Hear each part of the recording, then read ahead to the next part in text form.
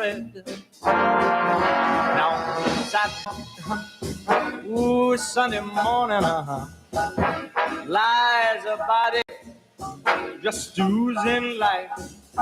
And someone sneaking round the corner. Could that someone be Mac the Knife? Oh, yeah, could be.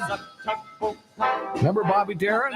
Some of you? I sure do. Good morning. Welcome to Freedom Works, the Paul Molloy Show. I am Paul Molloy, and along with my buddy Big Ed Davis, we are back from the Labor Day holiday. We thank you for joining us today. It is Wednesday, September the 6th. Everybody thinks it's, the end of the summer, but actually it's not. Most of September is still in summertime, technically. So we're going to continue to celebrate summer. But we have a lot going on today. We're going to be talking in a few minutes with Anatol Levin of the Quincy Institute on the prospect of North Korea sending weapons to Russia for the Ukraine war. The prospects of whether or not that will occur. And House Oversight Committee subpoenas Homeland Security Secretary Alejandro Mayorkas and a bunch of Secret Service agents over the tip-off of Hunter Biden to an IRS probe. We're going to take a look at that. And speaking of the Bidens, Joe Biden wanders off stage during a Medal of Honor ceremony yesterday for a Vietnam War hero. Did you see that? Was that intentional? Or is that just another sign of his cognitive issues? We're going to talk about that as well. And in our Ultimate Top 10, we think we've got a good one for you, especially these days. The top 10 U.S. cities Americans are leaving to go somewhere else. That'll be towards the end of the show, so stay tuned for that. By the way, Freedom Works is sponsored by Andrew's Master Barbershop. Guys, the best haircut in Tampa Bay that I've ever found is at Andrew's Master Barbershop in the Overcash Plaza in Dunedin. Call first for your appointment, please, 727-733-3773. And Arbor Life Tree Service, whether it's, do you have any down branches or trees from that hurricane we just had? Well, whether it's enhancement of trees or tree removal or stump grinding, call Arbor Life. They're the best in Tampa Bay. Call them for a free estimate today, 727-330-1999. So, lots going on. This is rather disconcerting to me. Former Proud Boys leader Enrique Tarrio was sentenced yesterday to 22 years in prison for his role in the January 6th riot. He was not even there, but they gave him a very harsh penalty. He was found guilty of seditious conspiracy by a Washington, D.C. jury, along with three other leaders of the Proud Boys. The other three were each sentenced to between 15 and 18 years. Boy, that's a lot of time. That's a lot of time. But they apparently planned the break-in of the Capitol building. In fact, the Department of Justice wanted more than the time that they were allotted. They characterized Tarrio as the ringleader of violent protesters. Tarrio spoke before the court. He admitted that he made mistakes. He apologized. He asked that the judge, quote, please show me mercy. I don't think she showed him too much mercy if he's getting 22 years. Have any of those protesters that tried to ransack the federal building in Portland, those Antifa people, did any of them get 22 years? For trying to break into that? And they were using weapons, were they not? Trying to break in? I don't think anybody got 22 years there. I wonder if a Republican president will pardon this guy.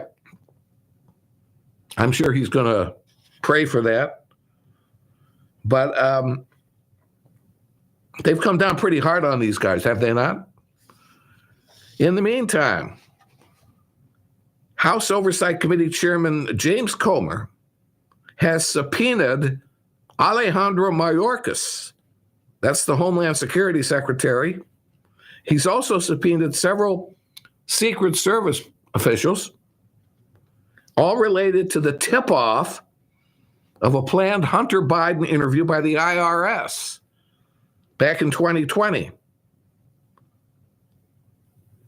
Now, he's doing the subpoena while also accusing the agencies of obstructing a congressional investigation. He sent a total of 6 subpoenas yesterday, one to Mayorkas for a bunch of documents, and 5 for depositions, 2 to Secret Service officials and 3 to DHS officials under Mayorkas. One of the DHS officials denied that the agency obstructed the probe. But here's what the Oversight Committee said. The Department of Justice initiated the Biden family cover-up, and now DHS, under the leadership of Mayorkas, is complicit. This is actually James Comer himself talking about this. He said, quote, investigators were never able to interview Hunter Biden during the criminal investigation because Secret Service headquarters and the Biden transition team were tipped off about the planned interview. He says this is just one more of many examples of the misconduct and the politicization during the Department of Justice's investigation. You know, if it wasn't for the House, we wouldn't be getting any of this information at all about, you know, all of the connection between Hunter and Joe Biden and all these payoffs and all these LLCs. You never heard any of this coming from the FBI or the Justice Department. The only way we even know about all of this and all of this supposed bribery is because of the House, because of a bunch of Republicans. So much for a real objective investigation by the FBI and the Department of Justice. It's turned into a complete joke. Ed, did you watch tape of the Biden Medal of Honor ceremonies yesterday? Did you see what he did? I did. He hands the medal over to the guy, very deserving medal, Vietnam War veteran who flew a helicopter into the line of fire to rescue some of his buddies. And then as soon as he finishes handing him the medal, he wanders off the stage. They were still going to play, I forget what song. They had to do the benediction. And the benediction, yeah. He forgot to salute him. And then he walked out. If you watch him when he walks off, the people that were standing or watching turned and looked at him, and all their mouths were open. Like, where's he going? He left the poor Medal of Honor winner on stage by himself. I know, the poor guy was standing there with nothing to do. Nothing to do. Kind of an awkward situation. So the question is, did he do it intentionally, or is he just... No, I don't think he looked a little spaced out. He didn't have a spotter up there. Usually there's somebody showing him where to go. Yeah, he looked he kind of looked lost. So, yeah, Biden places a medal around the guy. By the way, let's honor the guy. He's U.S. Army Captain Larry Taylor. He gets the Medal of Honor. Towards the end of the ceremony, Biden places the medal around his neck, and rather than wait for the audience to finish applauding and the MC to read the concluding prayer, Biden walks down the aisle. Sorry. I mean, this should be, a reverential ceremony. Of course, Biden did not serve in Vietnam. He ducked it. They always talk about Trump ducking it, but Biden got, I think, 3 different exemptions. They practice these things before it happens. Did they practice this? No, I'm sure. I'm sure they do practice. We're going to have you up here. Yeah. And then we're going to have a little benediction after the thing. Is this the first medal he's ever given out? I don't think so. I don't think so. So he's done it before. I think he has. Yeah, he's not there. Yeah. There's just, that's what I it's think. not there. Yeah, I agree. Okay, let's take our break.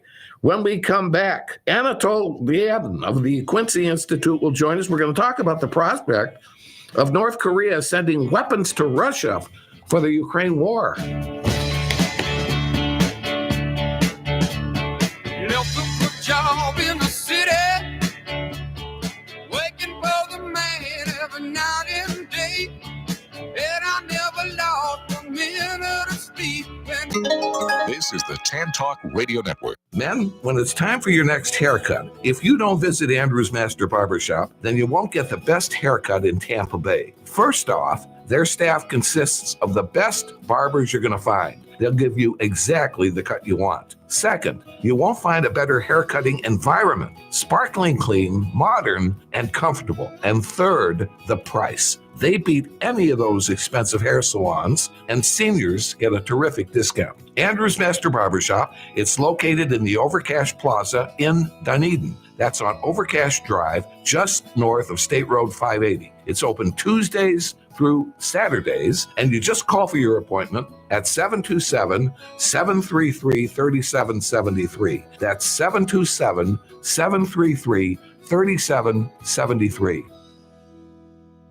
Arbor Life Tree Service is Tampa Bay's finest tree service company. From trimming, pruning, fertilizing, and insect control to grinding and removal, you get an experienced, ISA certified, and veteran-owned firm that can do any tree job, large or small. With our fully equipped fleet and trained crew members, we care for trees of all sizes, whether you're government, contractor, business, or homeowner. Don't trust just anyone with a chainsaw. Call Arbor Life Tree Service at 727-330-1999 for a quick and free estimate. That's 727-330-1999. Arbor Life Tree Service. They go out on a limb for you.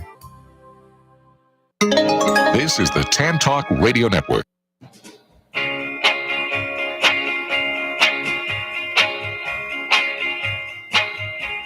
Hey, we are back on a Wednesday, and we thank you so very much for joining us. Delighted to have Anatol Lievin join us. He is the director of the Eurasia program at the Quincy Institute. We're going to talk with Anatol on the prospect of North Korea supplying Russia with weaponry for the Ukraine war. Anatol, welcome to Freedom Works. Hello. Hi. Yeah, delight to have you. So this is kind of an interesting situation. I was kind of surprised when I first heard the possibility that Russia would need weapons from North Korea to continue fighting Ukraine. Is that the case? Is Russia actually running out of weaponry? Not so much weaponry, but ammunition. I don't think Russia is running out, but the kind of war that's being fought in Ukraine now is a bit like the First World War, and it's very largely an artillery war and swallows huge numbers of shells. Okay. And North Korea has a huge stock of shells and also a considerable production capacity. I mean, by the way, in the spring, the U.S. administration persuaded South Korea to send 500,000 artillery shells to America so that America could replenish Ukraine's artillery stocks. So, both sides are doing this. Yeah, both sides are involved. Absolutely, yeah. The only thought I had was that it's interesting because at one point, and you mentioned this in your discussion on this proposed decision by North Korea, at one point Russia was involved in kind of keeping North Korea at bay, along with other countries, including the United States. So that is not the case anymore. Well, no, absolutely not. After the end of the Cold War, Russia was willing to cooperate completely with America with regard to North Korea. But obviously, the collapse of the Russian-American relationship since then is going to affect Russian attitudes to North Korea like everywhere else. Indeed. So Kim Jong-un, the leader of North Korea, is planning to meet with Russian President Putin what is it, later on this month, and they'll sit down and discuss the. In other words, let me ask you this: is this a foregone conclusion, or is it still in the discussion stage? I don't. Look, I'm not in the room. I don't know whether it's. Well, why don't you get the hell in the room there? No, I'm just kidding. I don't. Sneak in. Of course, you don't know for sure, but I mean, do you think it's a foregone conclusion, or do you think they're actually going to really discuss this and find out if they want to do it? Well, I'm sure that North Korea is going to try and drive a very hard bargain. And most people think that bargain is going to involve Russia supplying North Korea with the latest ballistic missile technology, because North Korea has a nuclear deterrent, but its missile technology has lagged far behind. It thank heavens. I mean, it still can't hit the continental United States. Certainly not on any large scale. But of course, Russia has the biggest arsenal of ballistic missiles in the world. If it wants to make a difference to North Korea's capacity, it can do so. And I'm sure that that's what Kim Jong-un is going to be asking for in return for 1 million artillery shells. Indeed. We're talking with Anatol Lieven, who is the director of the Eurasia program at the Quincy Institute. We're talking about the possibility that North Korea will send, I guess what it amounts to is bullets for the weaponry of Russia in this war with the Ukraine. So, Anatol, give me your thought on the course of this Ukraine war at this point. It's been going on now for a very long period of time, much longer, I think, than most people expected it to go. Does there seem to be an advantage one way or the other? I mean, at one point, it seemed like Russia was losing a lot of its troops. But the question of whether or not they were, going to continue to fight. But now maybe the worm's turned a little bit. What do you think? Well, I've become very cautious about making any definite predictions because, the Ukrainians surprised us again and again last year. All of us, including myself, got it quite wrong. But it does seem to have bogged down into something much more like the First World War on the Western Front. And, the victories being claimed by the Ukrainians do remind me rather vividly of, all those British bulletins about victory, which, meant that they'd advanced 2 miles and captured one village. And, of course, I think one of the military lessons of this war, which is a bit like the First World War, is that the military balance has shifted towards the defensive. Now, that helped the Ukrainians last year when they were stopping the Russians, but obviously it now helps the Russians when they're trying to stop the Ukrainians. Now, maybe the Ukrainians will break through, but that certainly has not been the pattern yet. Yeah, I know. When you talk about the First World War, these kids that went off to fight that war. Many of them had these glorious ideas of what war was like, but they hadn't seen a war, for a long time before they entered that war. They thought it was many of them thought it was only going to be a couple of weeks or a few months, Home by Christmas. Yeah, exactly right. Speaking of Ukraine and defense, Zelensky, the president of Ukraine, has fired his defense minister. That's not a good sign, is it? Well, no. I mean, and I was in Ukraine in March, and what Zelensky has done is obviously it's about Washington politics. It's to convince the U.S. Congress and the Republicans that the Ukrainian government is serious about cracking down on corruption. But when I was in Ukraine, outside Kiev, I also heard a lot of complaints there about the corruption of the Kiev elites from ordinary people and from ordinary soldiers. And there was certainly a good deal of evidence in Kiev that the elites there were still living the high life. Where the money was coming from, of course, I couldn't say. But so I think this is both a move, aimed at. I mean, it's a genuine anti-corruption move. It's a move at influencing the U.S. Congress, but I think it is also aimed at at meeting the complaints of. So the defense minister was Ukrainian involved in some sort of a corruption with others in the Ukraine. Here we are in the midst of a war that they have going on. They're finding a way to be corrupt about it. That's kind of interesting. Well, I don't think, or nobody has suggested that the defense minister Reznikov was personally corrupt. It's more that he, as defense minister, he presided over or failed to crack down on a lot of corruption within his ministry. Mm-hmm. Speaking of all the money that the United States is sending billions of dollars into this war. And there's, it seems to me that people are becoming rather fed up with the amount of money here in the United States. People are becoming somewhat fed up in general or worried about the amount of money that we're sending over there and a resolution to this situation. I know that, our country is highly divided on this, but what is your thought regarding the amount of money that the U.S. is shipping over there? Well, it's sustainable this year and, would not have received so much criticism if it seemed to be working.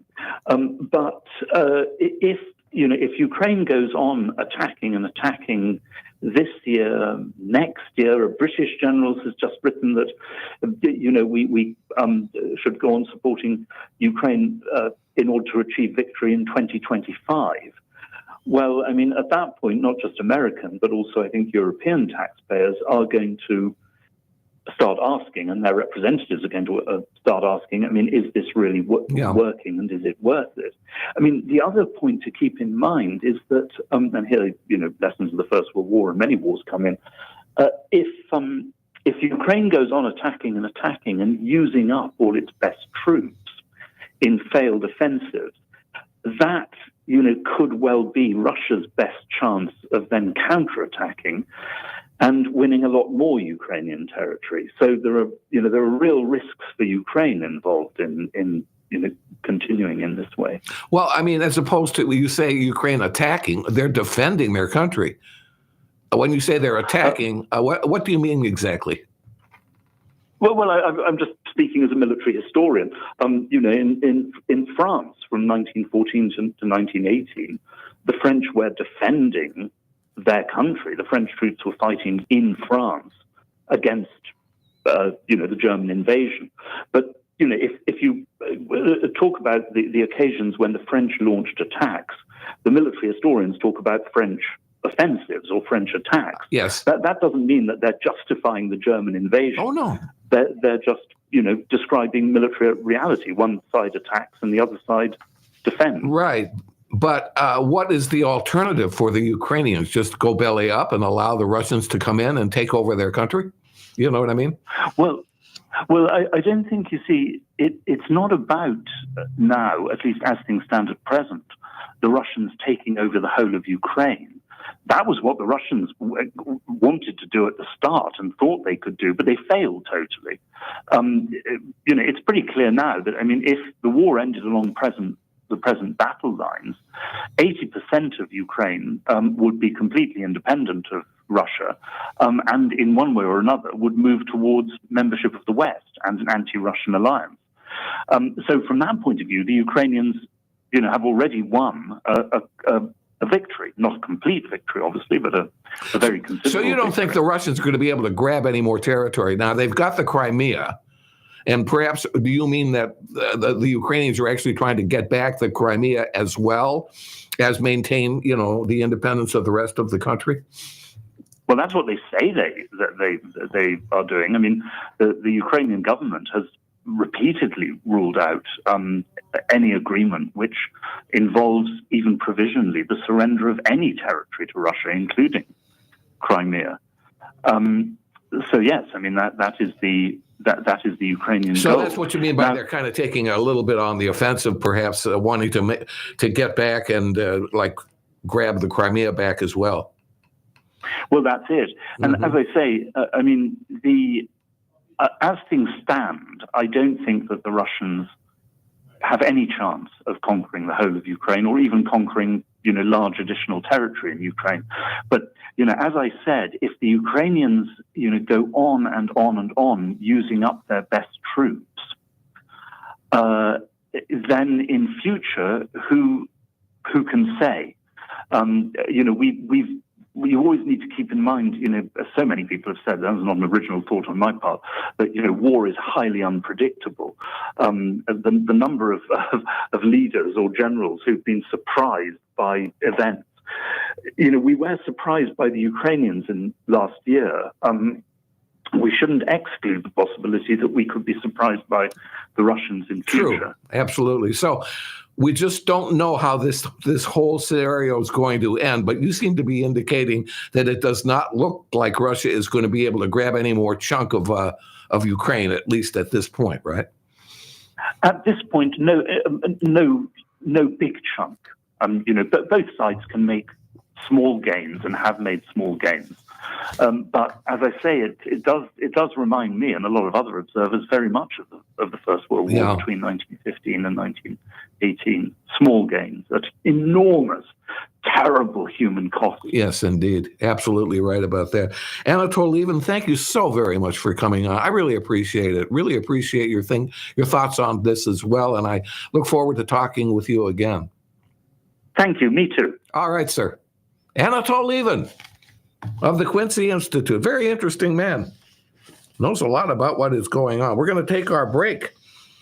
And when we come back, we got a lot of other things going on. Let's see, what else are we going to talk about with you when we come back? How about this? We're going to talk about the Vice President Kamala Harris. She said she's ready to step in. She's ready if Biden fails.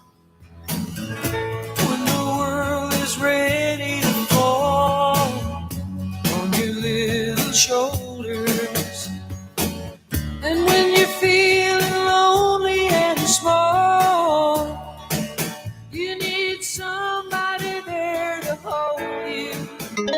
This is the Tan Talk Radio Network. Our Freedom Works radio show has been proud these many years to be sponsored by what I think is the best men's barbershop in Tampa Bay, Andrew's Master Barbershop in Dunedin. You'll get exactly the cut you desire and get it at the best price in Pinellas County. The staff is expert in quality haircuts, and the shop is always clean, sparkling, and attractive. And Andrew's Master Barbershop is easy to get to, just north of State Road 580 Main Street on Overcash Drive in the Overcash Plaza in Dunedin. They're open Tuesdays through Saturdays, so men, call for your appointment, 727-733-3773. That's 727-733-3773. Andrew's Master Barbershop. Do you have fallen trees or damage from Hurricane Idalia? Call Arbor Life Tree Service at 727-330-1999. We are a veteran-owned Florida business with an ISA-certified arborist on site to handle your tree needs. Don't trust just anyone with a chainsaw. We are licensed, insured, and have the manpower to come to your rescue today. No job too big or too small. Call us now at 727-330-1999. That's 727-330-1999. Your trees will thank you. This is the Tan Talk Radio Network.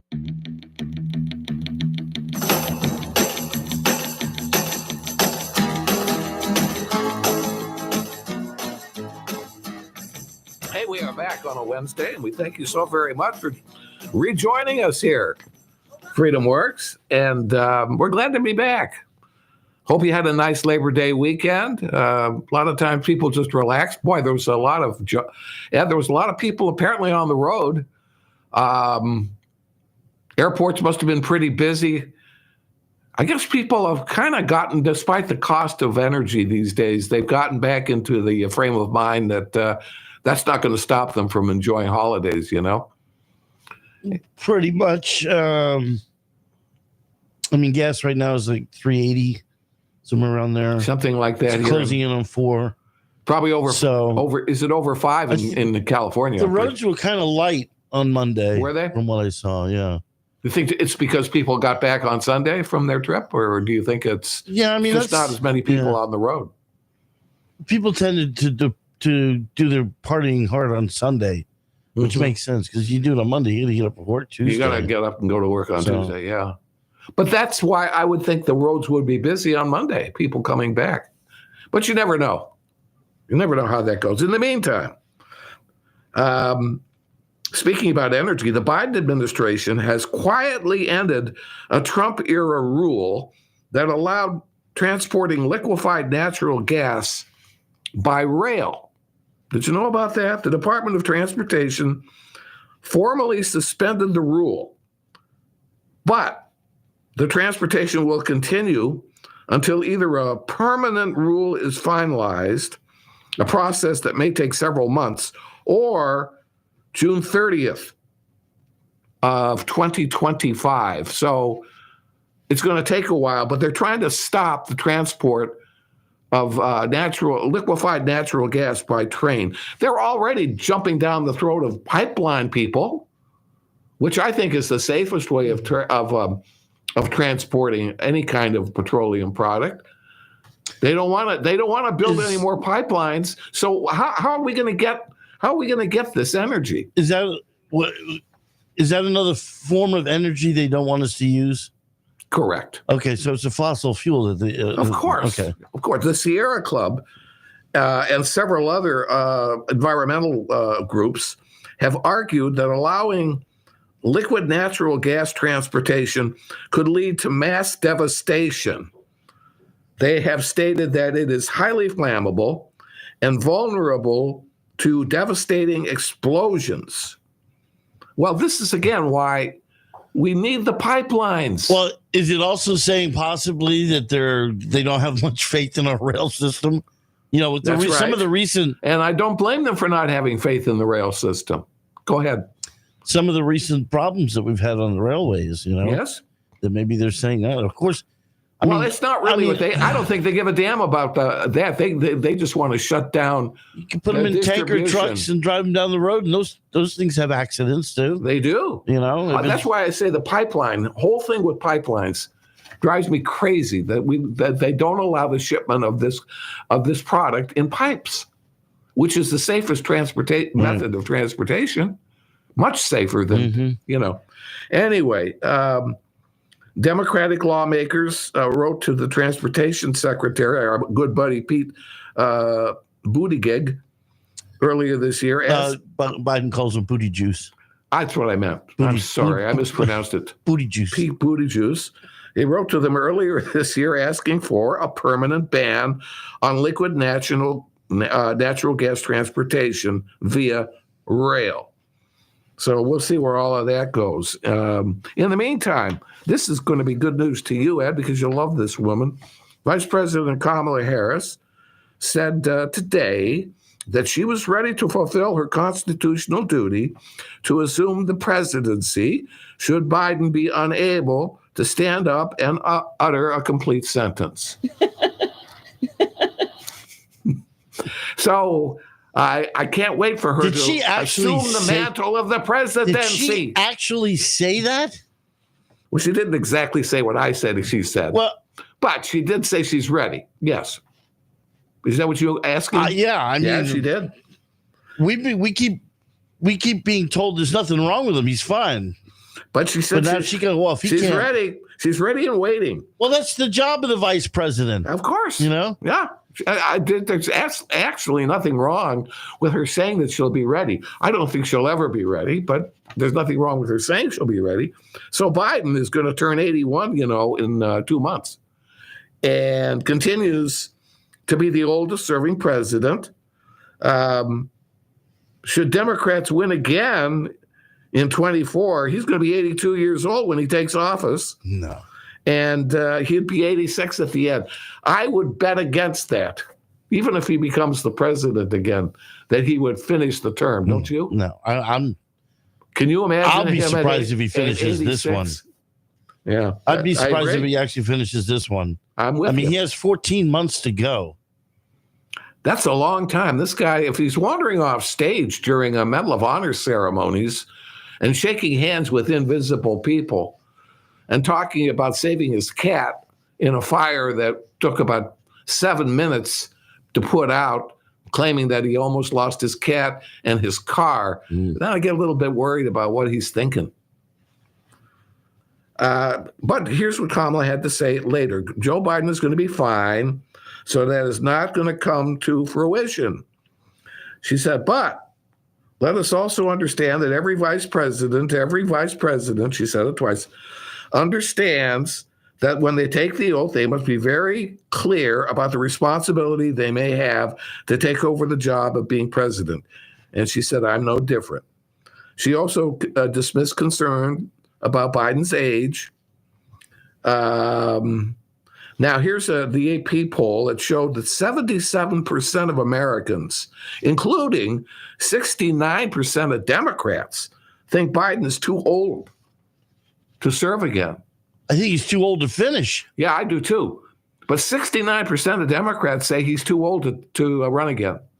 69, that's more than 2/3 of Democrats. I mean, what would we be saying if this was a leader somewhere else in the free world? We'd be laughing. We'd be laughing, you know? And we would be worried for the country. And our government would probably say, listen, put somebody in there that's got some marbles up top. Yeah, I know. I mean, he's just a clown show.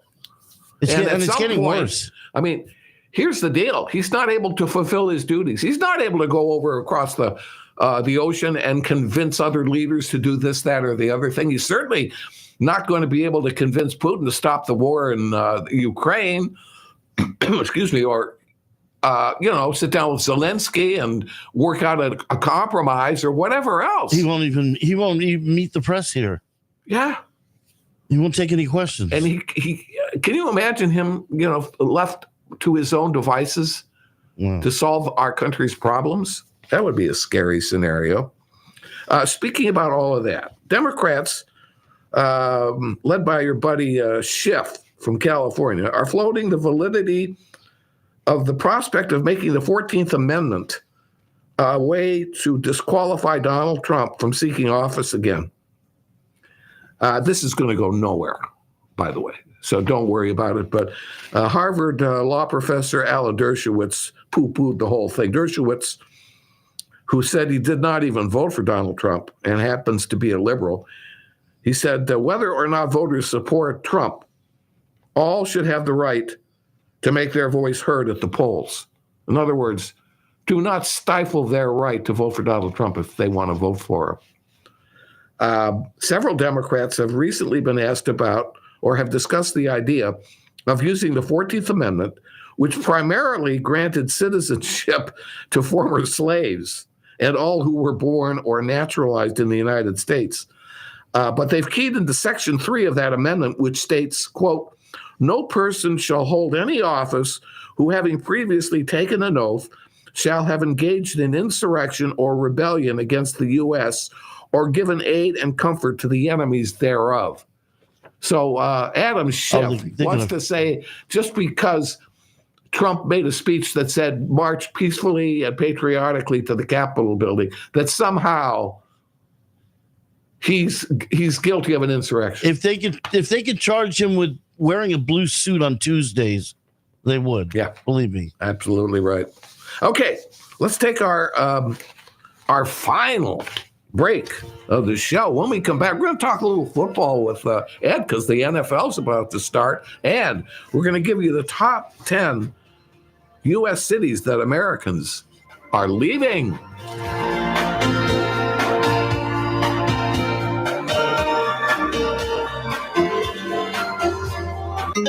This is the Tan Talk Radio Network. Do you have fallen trees or damage from Hurricane Idalia? Call Arbor Life Tree Service at 727-330-1999. We are a veteran-owned Florida business with an ISA-certified arborist on site to handle your tree needs. Don't trust just anyone with a chainsaw. We are licensed, insured, and have the manpower to come to your rescue today. No job too big or too small. Call us now at 727-330-1999. That's 727-330-1999. Your trees will thank you. Our Freedom Works radio show has been proud these many years to be sponsored by what I think is the best men's barbershop in Tampa Bay, Andrew's Master Barbershop in Dunedin. You'll get exactly the cut you desire and get it at the best price in Pinellas County. The staff is expert in quality haircuts, and the shop is always clean, sparkling, and attractive. And Andrew's Master Barbershop is easy to get to,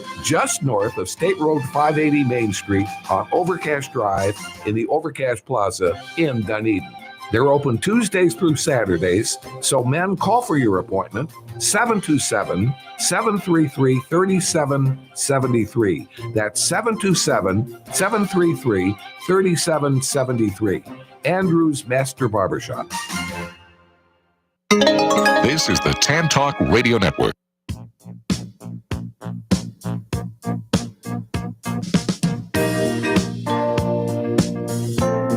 Hey, we're back. Freedom Works. Thanks for being with us. We're here Monday, Wednesday, and Friday, 10 to 11 a.m. Eastern Time. And we're so delighted that you can find time to share that time with us. However, normally, I say, if you can't listen to us, you go to our website, ourfreedomworks.com, and Ed's got all our shows on podcast, bless him. However, I'm having a little glitch with the website. Make a long story short, the owners of the website domain and this, that, and the other thing have changed. And I went to see the website, and it's down right now. And hopefully we'll get the thing up and running. There's a changeover with the billing situation and this, that, and the other thing. But normally you can go to our website and away you go. So we're going to keep working on it to get that website up again for you. In the meantime, Vice President Mike Pence is going to be in New Hampshire today at the New Hampshire Institute of Politics. He's going to make a speech, and apparently he will argue that former President Trump and some of his, quote, imitators in the Republican primary are walking away from core conservative values. He says this: I think we have a very clear choice that is emerging, not just between candidates, but between a philosophy of governance and that Republicans are facing a Republican time for choosing. He says time for choosing is a clear nod to the late President Ronald Reagan. And Reagan famously used the line in a 1964 speech in support of Barry Goldwater, who at that time was running for the Republican, or was running for president on the Republican ticket. That address has long been seen as a key moment in Reagan's transformation from Hollywood actor and to politician, and eventually a president with conservative values. So, Pence is saying the Republicans have to return to a conservative point of view. Basically, that's what he's thinking of. And his speech in New Hampshire is coming 3 weeks ahead of the second GOP presidential debate. That's going to be in Simi Valley, California, where Ronald Reagan used to live. So that'll be an interesting situation. I know Pence will still be on the dais. Now, is the field going to be smaller? Yeah. Okay. I'm sure it will, because they're making the restrictions a little bit, but it's going to be a little bit tougher to pass the test to be there. So I don't think we're going to have as many of the candidates. I'm sure we'll have DeSantis. I'm sure we'll have Pence. I'm sure we'll have Nikki Haley. Mm-hmm. Probably Ramaswamy will be there. Mm-hmm. The interesting thing will be if Donald Trump decides he wants to show up this time. Yeah, at some point he's going to have to. He's going to have to, yeah. Yeah. So that's coming too. All right, Ed, before we get to our top 10, I wanted to talk to you because this coming weekend is the opening of the NFL season. So I don't even know when the first game will be. Will it be tomorrow night? Or actually, there's a Thursday night game, and I just forgot who it was. It's not the Bucs, though, right? No. They're Sunday in Minnesota. That's what I was going to ask you about. Do you think the Tampa Bay Buccaneers have a playoff contending team? I know that's not an easy one. The season hasn't started yet. But based on your knowledge of our new quarterbacking situation and all of that, I'd say if they had a chance, they're on the fringe of it, but barring any huge injuries, then no. So I would say they might barely be in a 500 deal. In other words, where they can win half their games or be at 500. So you don't think they're going to make the playoffs? Probably. I really don't think so. Okay. I mean, and refresh my memory. Where did they end last year? Did they make the playoffs? 9-8. 8 was it 8-9? 8-9. Okay. All right. So they didn't make it. Who do you like in the NFL this year to go to the Super Bowl? No, they made the playoffs last year. Oh, they did make it. Yeah, they were bounced in the first round. Oh, okay. Yeah. So they were 8-9 or 9-8 or something like that, but still made. Okay. Yeah. All right. Fair enough. So who do you like? What are some teams you think are might be Super Bowl? But I think you always got to look at the Chiefs. They're up there. I mean, they haven't lost a lot of their core players. I think Buffalo's going to have a down year this year. Do you? Yeah. They lost some key players. Yeah, Buffalo was the team to watch last year for a while, and they were good. They were. What about Philadelphia? You know I think they'll be up there. I think they're going to probably win their division. The Super Bowl against Kansas City. I mean, I think they win the NFC East. I think Dallas is still going to be. Dallas is good. They're going to be on the downside still. Who do you like in the NFC East, or did we already mention? I just said that. Oh, Dallas. Yeah. Okay, all right. No, I like. I would have to say Philadelphia in the East. Philadelphia. Yeah. Okay, all right. Is there any other? What about on the West Coast? Are there any teams out there that look good this year? How about the Rams? Rams have lost some players, and they've got a quarterback issue with Stafford. They don't know whether to pay him or cut him, and that's not good when you're going to. No, so, I mean they're going to pay him now, but they were kind of on the cusp there of making a deal to get rid of him.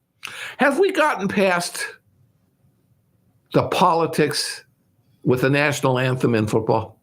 Yes and no. I don't think you're going to see any more kneeling.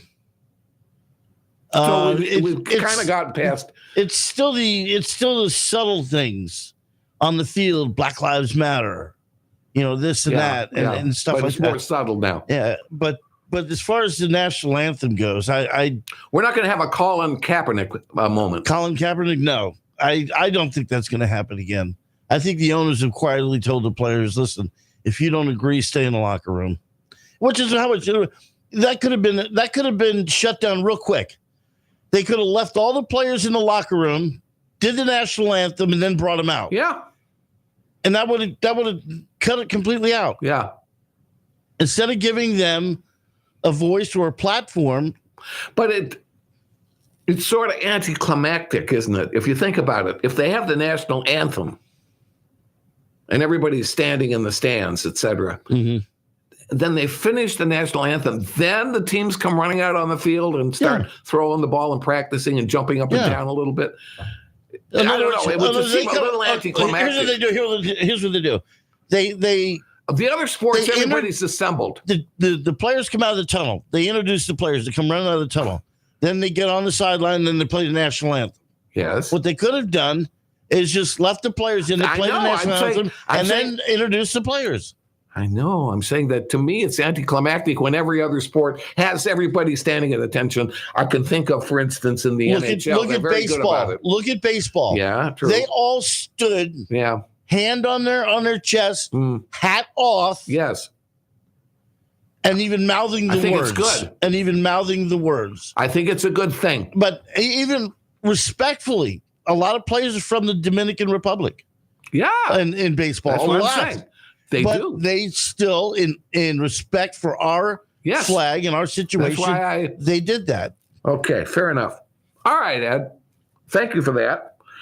Let's get to our top 10. And this is a rather interesting one. It comes from investing.com. It was done a few months ago, actually, but it's supposed to be the top 10 U.S. cities Americans are leaving. Okay, so here we go. Number 10, Pittsburgh.